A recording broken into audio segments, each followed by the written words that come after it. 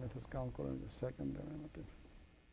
J plus 3, J plus 2, J plus 1, sine J minus 2J plus 5, J plus 3, J plus 2, sine J plus 1, plus, yeah, I don't think that I will be able to see, because if J equals greater than 1, this guy is 0, this is 0, and this is 0, but here also everything is 0. So I must check whether this pertains for simply supported beam or not. Or maybe I will just ask you to do that. Please check. Let me write it down. Let me add here. Force. Okay. Please check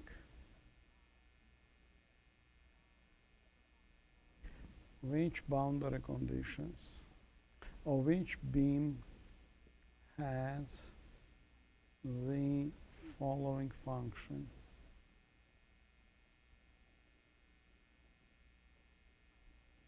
as its coordinate function.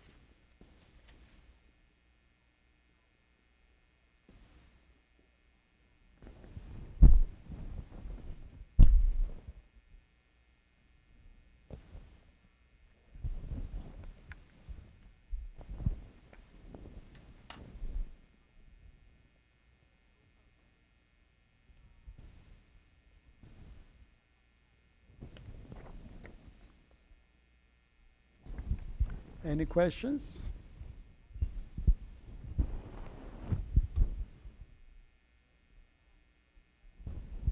So this is set 16.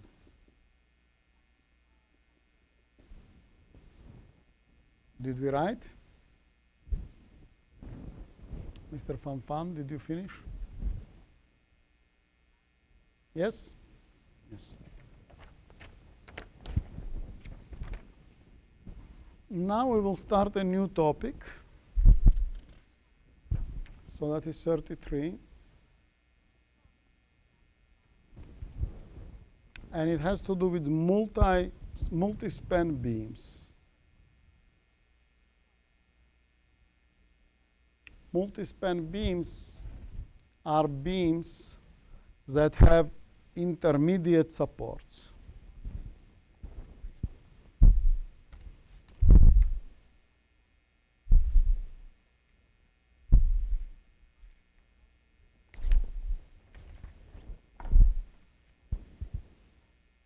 There is no picture here. But I will give you such a, okay, here, look. This is a beam that is simply supported at two ends and also supported here. It is not simply supported. Here, moment does not equal 0. This is not inside the beam, so to say. It is support from outside. So only displacement equals 0 here. Okay, here that is two-span beam. This is a two-span beam.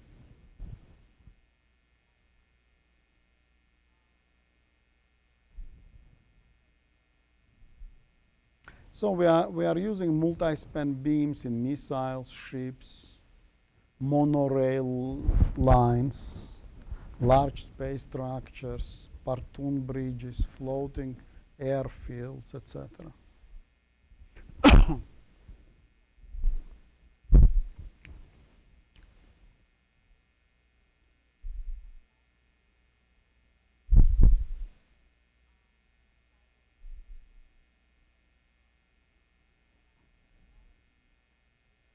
So very often, from the point of view of convenience, these supports are periodic. These are called periodic structures. The beam can be supported by n supports. N is arbitrary number. In this particular case, one support. So there are two-span beams. This is a two-span, one span and second span. Okay? So there is length equals 2L. Now let us write down governing differential equation is the same. Differential equation does not know about the supports, as you know, as we realize. Differential equation talks about the beam only, so supports are coming into boundary conditions only.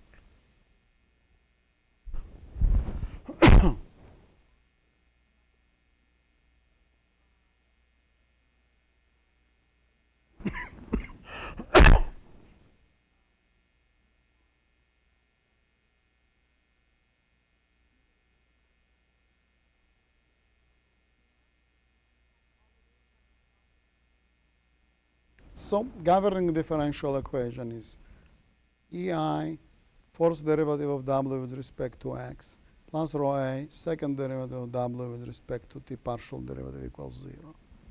And here, as before, we substituted Wxt, small wxt, equals capital W of X, e in power I omega t.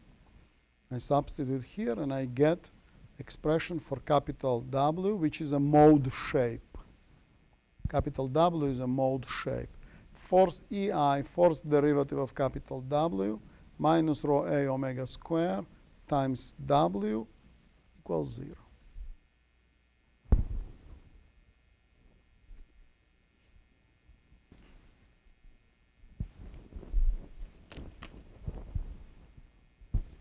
Now we can discuss how to solve this problem, and I will describe one of the possible methods of solving this problem.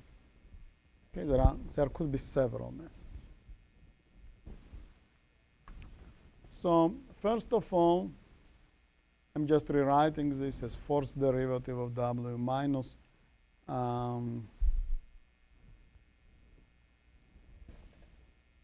if you remember, we divide this by EI, then we denote rho A omega square over EI as alpha in fourth power. That is what we did before also. So we get then W first derivative minus alpha in fourth power, W equals 0. Now solution of this differential equation is known to us. Look, please. Now we have two span beam. So here I have this differential equation, and I have the same differential equation here. But I have to write down solution in this span and in this span. And then I have to tailor the solutions. These two solutions should be compatible to each other. So look, please, how I would do that. Then we know that solution is A1 K1 alpha x plus A2 K2 alpha x, A3 K3 alpha x, A4 K4 of alpha x. Now I added here everywhere on the top superscript 1, which means first beam or first span. 1, 1, 1, 1.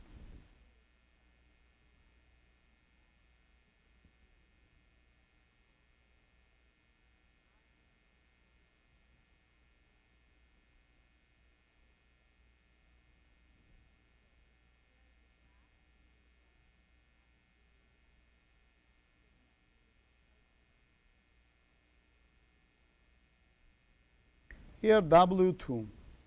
W2 equals the same expression I wrote, but A12, which is a different constant. A1 of the second span. I could have written here A1, A2, A3, A4, and here B1, B2, B3, B4, for example. But I left this A. A12, K1 alpha x. A22, K2 alpha x. A32, K3 alpha x. A42, K4 alpha x.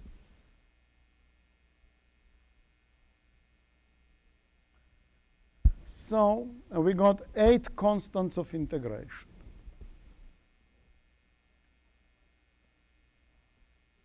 Look, 1, 2, 3, 4, 5, 6, 7, 8. In each span we get 4. And we have to determine these constants because we would like to find mode shapes and we would like to find alpha naturally. Alpha is a natural frequency. So please write down. What we need to find is alpha, because alpha is connected with natural frequency, as well as its constants to find the mode shapes.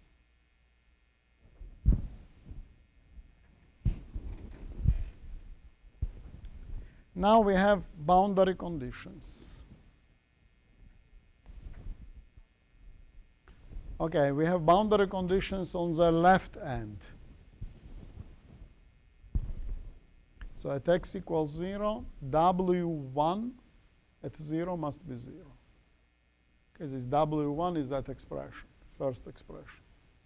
That W1 should be 0 at 0.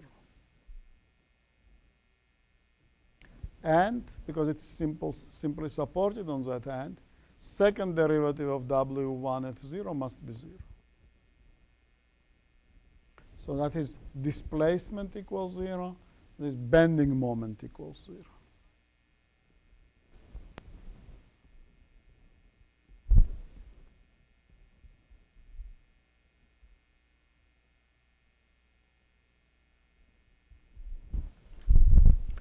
Now we also have boundary conditions at the other end. So these are two boundary conditions, first of all. Now we have two boundary conditions at the very far end. And that is W2 at 2L must be 0. W2 because it's a second span. That is an expression of the second span. That is at W2 on the top. H2L equals 0. And second derivative of W2 must be 0 with respect to x, because bending moment equals 0 at the end. Okay? So these are only 4 bounds. So we have total 4 boundary conditions. 2 on the left end, 2 on the right end. But please write down, these are not sufficient to find 8 constants of integration. We have in total 8 constants of integration.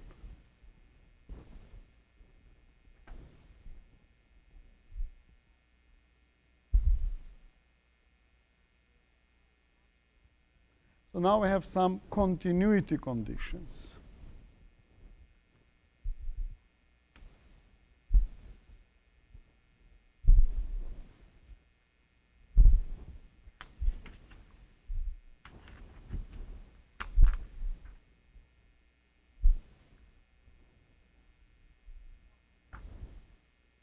Yes. Continuity conditions here in the middle. So this first beam and second beam are interacting here with each other. So we have W first at L equals W second at L and equals 0. Because they are supported on the support, like this. Okay, like this. Like this somewhere. So at this point, first beam and second beam, each of them, displacement equals 0. So these are two conditions. That means W1L equals 0, W2L equals 0. These are two conditions. Okay? Now we also have second condition, which is continuity of slopes. Slopes should be continuous. So that means that, oh, that's not right.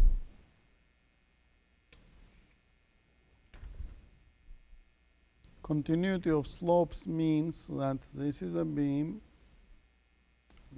So it cannot do this. Okay? This is not possible. It can do something like this. Slopes must be continuous. Slope should be a continuous function. That is not possible.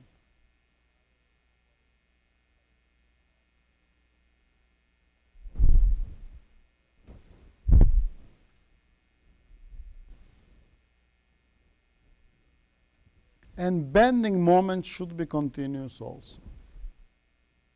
because there is no that point is a support. So this beam can rotate around that point. So there is no restriction for the moment from that point of view. So bending moment should be also a continuous function. So these are two conditions. So we have 4 boundary conditions and 4 continuity conditions. Please write it down. In total, we have 4 boundary conditions and 4 continuity conditions. So in total, 8 equations in total.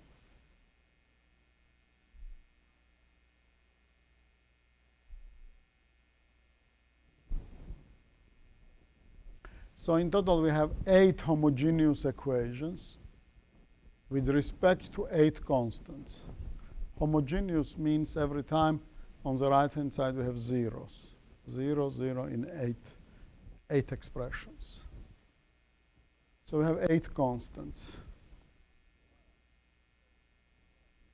So then we have to demand, please write down here. We have to demand that these 8 constants are non-trivial. Non-trivial. That means that not all of them equals 0. Not all of them equals 0. Not each of them equals 0.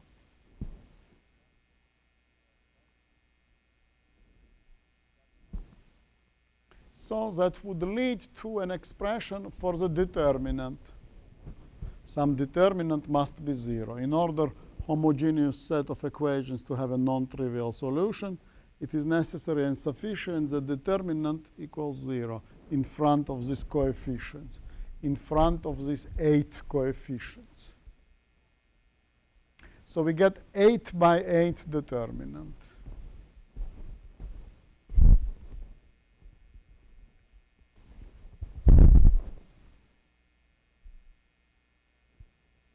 Okay, so this gives us frequency equation. As you see, it's a very complicated procedure. And because suddenly we will get 8 by 8 determinant. Maybe 8 by 8 determinant still can be managed somehow naturally if we are using, especially if we are using maple. That would help us naturally. Hopefully will help us. But it would be a difficult task. So next time I will describe you what happens, how much things get more complicated. We have 3-span beam. Okay, for example, in missiles, we don't have just 2 spans. We may have 10 span or 8 span, etc. So we will describe to what kind of calculations are involved when number of spans is increasing. For example, if we have 3-span beam, then how many constants of integration do we get? For each span, we have 4 constants. For 3 spans, then we get 12 constants. So at the end, we will have to end up with 12 by 12 determinant, etc., etc. Thank you.